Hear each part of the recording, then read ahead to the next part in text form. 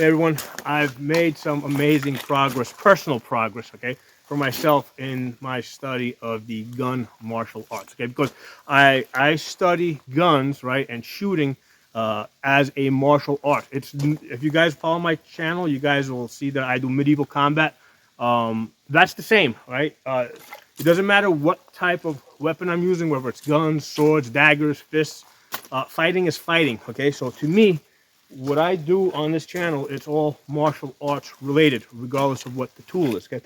So I've got this, I guess, it's been, I guess, almost 10 days at this point, maybe 2 weeks. I've been working with this Palmetto 308. I got the 20-inch barrel on it. By the way, it is soaked. This is the first day that this thing got soaked. So no problems working through the rain with this. So I've been working with this Palmetto 308, it's the AR-10 Gen 3, and I've been doing some accuracy testing amongst other testings.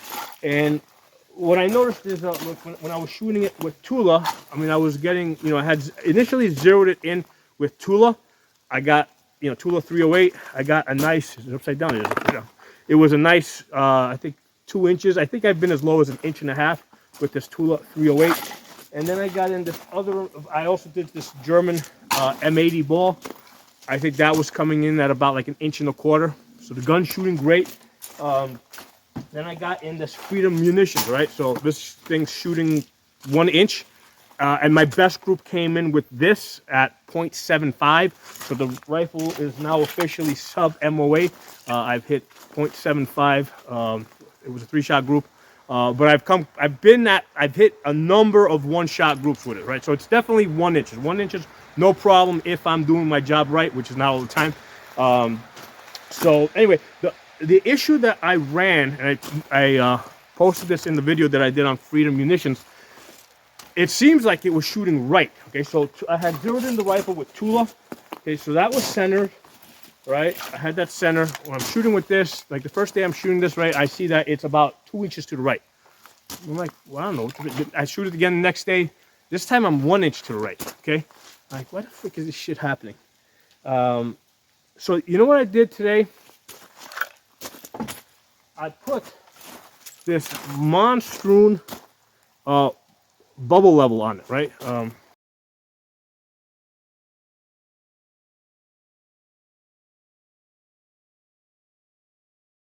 The thing was like $20. I got it from Amazon. Monstrum Bubble-Level. I put it on it. I just got it in. I just started working with this. This is the first time I put it on any rifle that I have.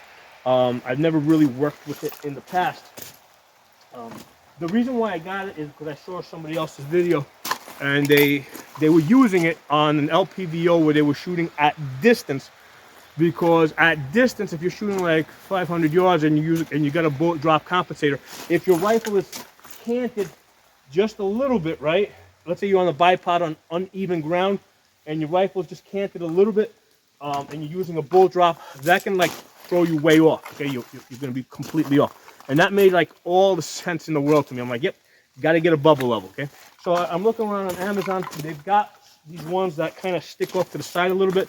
I looked at the reviews, and a few people said that they weren't level. The way you test is once you put it on the rifle, right? Once you put it on your rail, you put this down and you get another level, and you find a flat surface. Like I put it over here. You put another level over here, and you make sure that both of these the bubble is level. So because this one is like centered, it's not like off to the sides. I said this has the least possibility of getting like bent or anything or being off. So that's why I got this style of bubble level, okay? You got other ones that kind of hang off the scope and stuff. I said, I'm going to go with this one because for the way that I use these guns, which is pretty rough, I mean, the gun's completely soaked. I'm soaked right now. They get bounced around. Let me get the one that's least likely to break. So I got that one. So I get it to position. Remember, I'm using the Holosun 510C, right? Let me put this up so, hold on. And line it up. Is it bright enough? Get it brighter so you guys can. So I'm using, right, there it is. I'm using that. Now, you may not see it so well, but that's got like these these 4 hashes, right? So it's got 2 hashes up and 2 hashes that way. So basically I set the rifle to what I think is level, and then I glance down at the bubble, which is really easy to do with this big window optic, right? I can like see right down to the rail over here. I glance down at it, and I see that the bubble is completely off.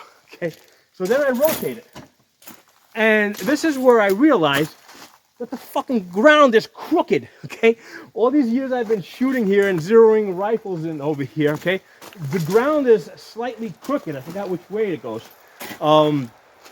So what I had to do is I had to rotate the rifle so that when I'm looking at it, it appears like it's, like from my perspective of looking at the thing, it looks like it's uneven, but it's even to gravity, to the earth.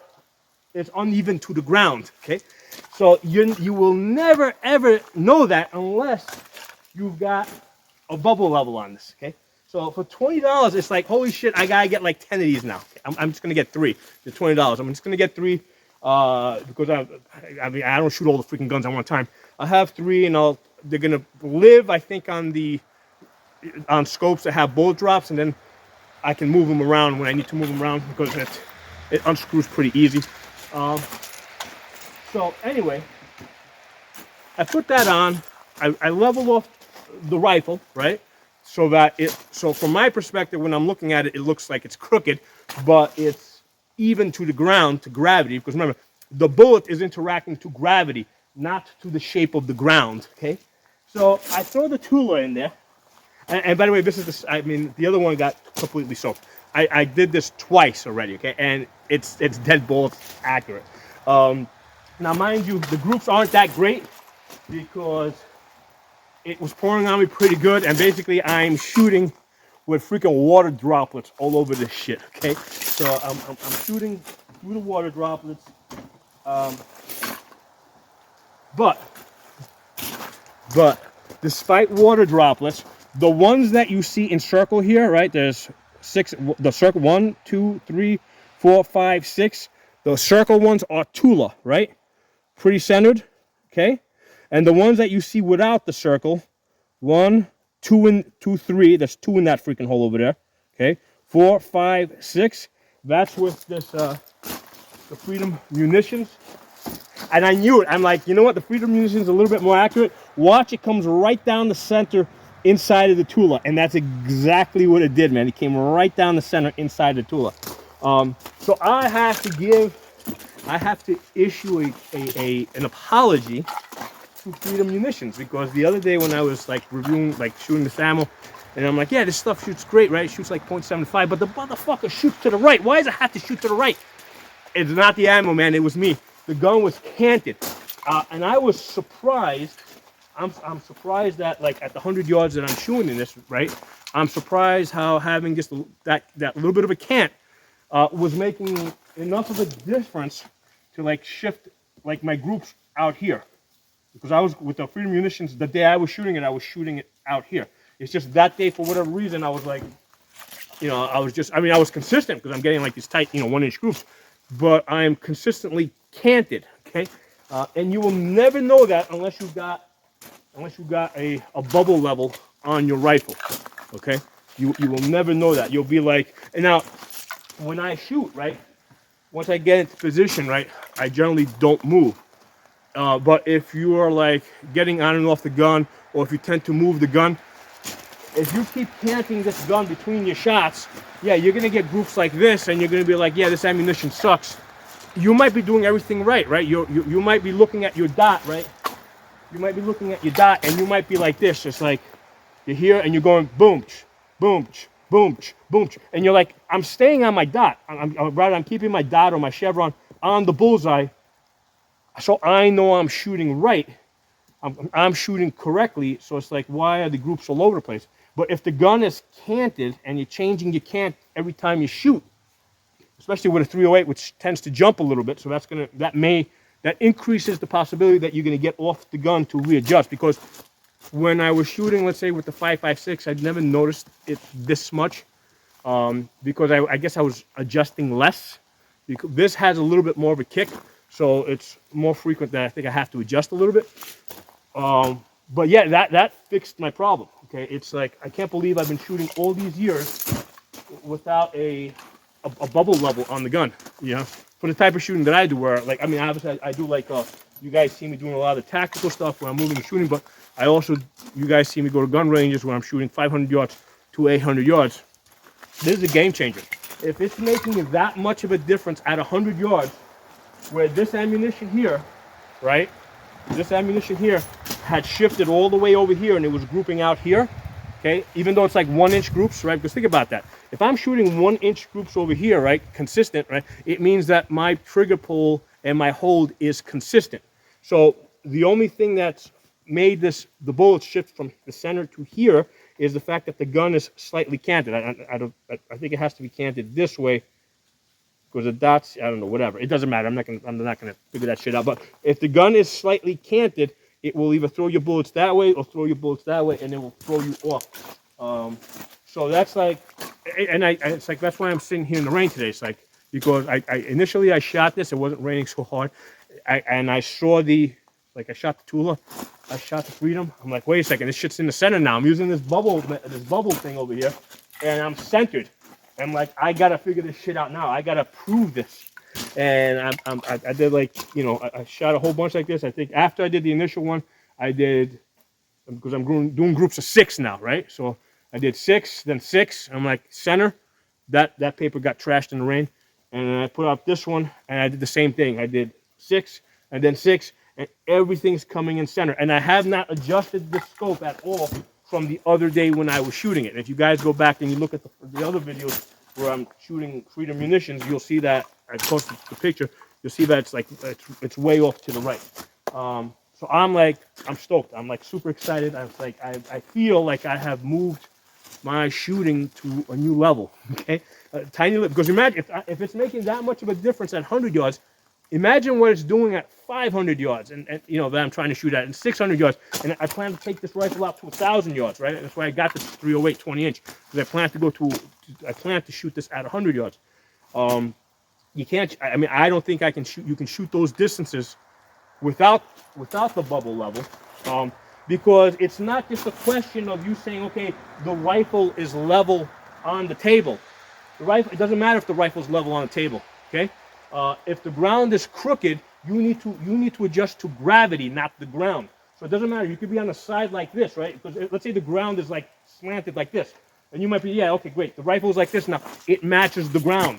Yeah, but that's not matching gravity. Okay, the rifle has to be matched to the center of the earth, basically, and that's what the bubble level is going to tell you, where the center of the earth is, so you can get it level and match up to that. So. I hope you guys enjoyed this. Like, I know it's a little bit of a rant, so a little bit I kind of went off here, but I am like really excited. It's like I really feel like I've unlocked a key, you know, to issues. I can kind of think back and remember times where I was like, okay, why? I know this is accurate ammunition.